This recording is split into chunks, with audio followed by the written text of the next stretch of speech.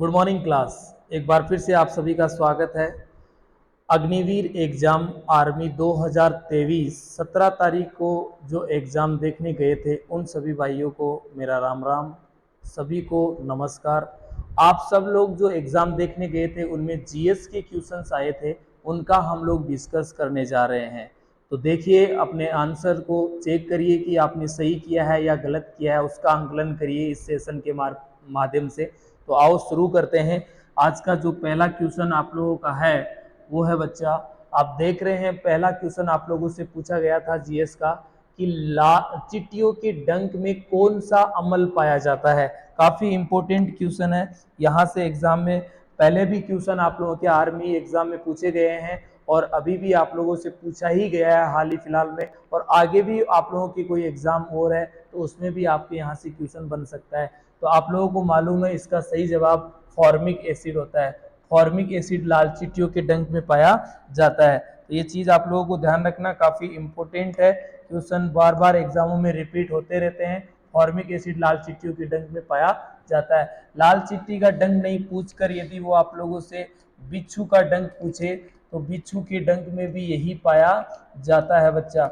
आप लोगों के लिए काफी इंपॉर्टेंट है, बहुत बार एग्जाम में क्वेश्चन आता है। नेक्स्ट देखो, आप लोगों की क्वेश्चन है सिट्रिक अम्ल पाया जाता है। सिट्रिक अम्ल आप लोग देखेंगे खट्टे फलों में पाया जाता है। सिट्रिक अम्ल जो पाया जाता है वो खट्टे फलों में पाया जाता है। और जनरली आप लोग बात करेंगे तो आप लोग संतरा और नींबू, संतरा व नींबू, संतरा व नींबू में कौन सा अम्ल होता है? सिट्रिक अम्ल ही होता है। तो देखो, अम्ल के पॉइंट से लगातार दो क्वेश्चन आप लोगों के पूछे गए। खट्टे पदार्थों में ये जीबू लिख दिया है, गलत है, ये नींबू होगा। ठीक है बच्चा। तो नींबू व संतरा में कौन सा अम्ल होता है? सिट्रिक अम्ल होता है। नेक्स्ट क्वेश्चन आप लोगों के पास जो है वह आरबीसी का जीवन काल कितना होता है? आरबीसी का जीवन काल एकदम सही जवाब है आप लोगों का 120 दिन। 120 दिन रेड ब्लड सेल्स का जीवन काल होता है। आरबीसी का आप लोगों को पता है 120 दिन होता है। जबकि डब्ल्यूबीसी का आप लोगों से पूछा जाए, डब्ल्यूबीसी का तो 5 से 7 दिन होता है। और आप लोगों से प्लेटलेट्स का पूछा जाए, प्लेटलेट्स जो होती है, प्लेटलेट्स होती है उनका जीवन काल होता है 2 से 3 दिन होता है। तो आरबीसी, डब्ल्यूबीसी और प्लेटलेट्स आप लोगों के एग्जाम के पॉइंट ऑफ व्यू से काफी इंपॉर्टेंट है। आगे आप लोगों का नेक्स्ट एग्जाम है उसमें भी यहाँ से क्वेश्चन हो सकता है। तो तीनों क्वेश्चन का जवाब आप लोगों को मिल गया है। लाल चींटियों के डंक में फॉर्मिक एसिड पाया जाता है, एकदम सही जवाब रहेगा। सिट्रिक अम्ल में पाया जाने वाला, सिट्रिक अम्ल किन में पाया जाता है? तो खट्टे पदार्थों में पाया जाता है। खट्टे पदार्थों में नींबू और संतरा। आरबीसी का जीवन काल कितना होता है? तो 120 दिन इसका जवाब रहने वाला है। नेक्स्ट पेज लेते हैं। नेक्स्ट देखो क्वेश्चन है आप लोगों का, वनस्पति विज्ञान के जनक किसको कहते हैं? वनस्पति विज्ञान के जनक थ्रियोफेटर्स को कहा जाता है बच्चा, एकदम सही जवाब है। आप लोगों से पूछा जाता है कि यदि जीव विज्ञान के जनक, जीव विज्ञान के जनक, तो जीव विज्ञान के जनक अरस्तु को कहते हैं। ये चीज भी आप लोगों को ध्यान रखना। अरस्तु को फादर ऑफ बायोलॉजी कहते हैं और फादर ऑफ बॉटनी थ्रियोफेटर्स को कहा जाता है। बात समझ में आ गई होगी। नेक्स्ट क्वेश्चन है, शुक्राणु का निर्माण कहाँ होता है? शुक्राणु का निर्माण कहाँ होता है? नेक्स्ट क्वेश्चन है, स्पर्म आप लोगों के कहाँ बनते हैं? तो इसका एकदम सही जवाब है वर्षण।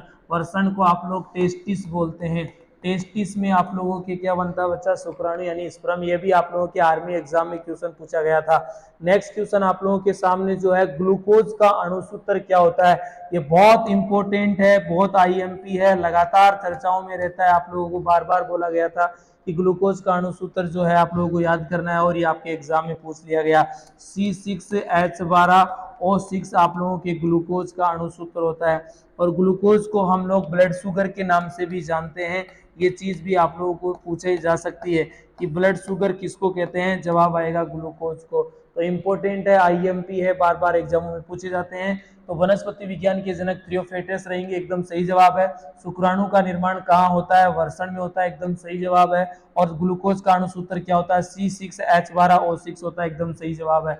नेक्स्ट की बात करते हैं। नेक्स्ट क्वेश्चन था, चाकू से काटी जाने वाली धातु कौन सी है? तो आप लोगों को ध्यान रखना, इसका जवाब होगा बच्चा सोडियम।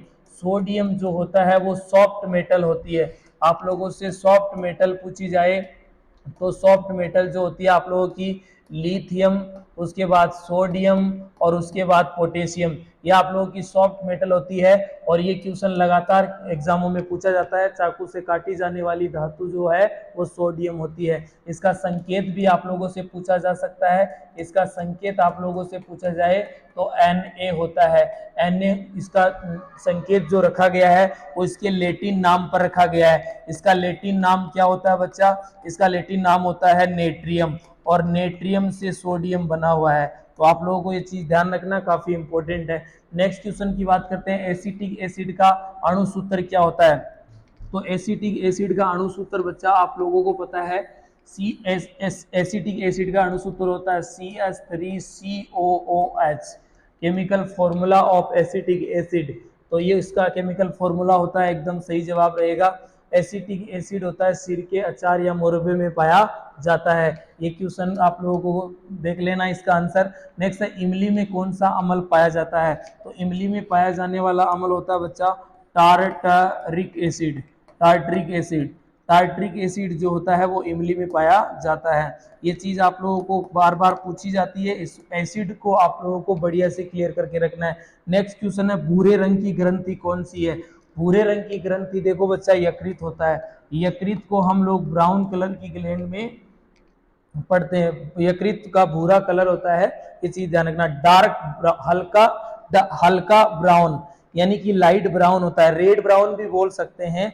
ये चीज आप लोगों को ध्यान रखना है, काफी इंपॉर्टेंट है। नेक्स्ट पेज की बात करते हैं। नेक्स्ट क्वेश्चन आप लोगों से पूछा गया था, पेनिसिलिन की खोज किसने करी थी? तो बेंटिंग तथा बेस्ट साइंटिस्ट ने। बेंटिंग तथा बेस्ट, बेंटिंग तथा बेस्ट, बेंटिंग व बेस्ट साइंटिस्ट ने पेनिसिलिन का खोज किया गया था। और पेनिसिलिन की खोज हुई थी कवक में, कवक में खोज हुई थी पेनिसिलिन की। तो ये चीज भी ध्यान रखना। अल्फा कण का खोज किसके द्वारा किया गया? क्वेश्चन पूछा गया था, इसका आंसर था रदरफोर्ड। अल्फा कण की खोज किसके द्वारा की गई बच्चा? जवाब था रदरफोर्ड। काफी इंपॉर्टेंट क्वेश्चन है आप लोगों को। रदरफोर्ड का अल्फा कण की खोज रदरफोर्ड ने किया।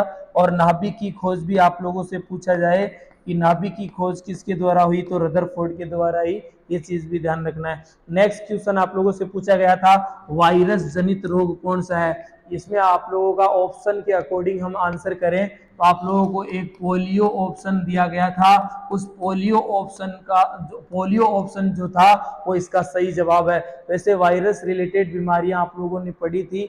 वायरस के लिए एक ट्रिक भी पढ़ाया था रवि चाचा, छोटी माता व आया ने।